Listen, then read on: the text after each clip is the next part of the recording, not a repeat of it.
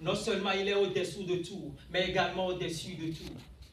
Erato, Clio, Eutep, Calliope, Terpsichore, Melpomène, Polynie, Uranie et Thalie sont ses fils inédits.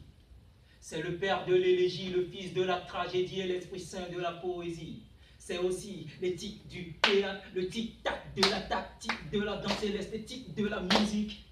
Il est également l'euphorie de l'astronomie, la frénésie du lyrisme, l'autorité et la vérité de l'histoire.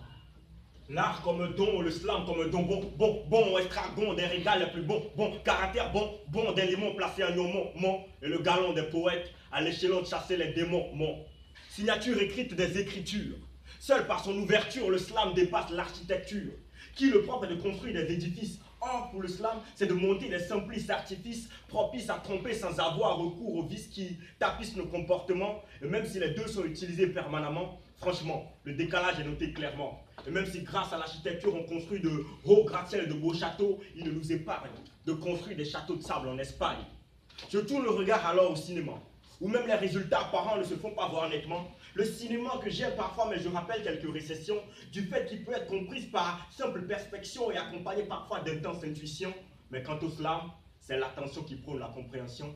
Mais ce qui cause ce matin l'objet de ma lycanthropie, c'est que le cinéma nous plonge parfois dans de mondes pleins d'utopie, mais le slam, lui, nous fait dépasser le réel, nous montre l'importance de la vie de tous les jours comme si c'était la dernière fois, et nous fait vivre la vie de tous les jours comme si c'était la première fois.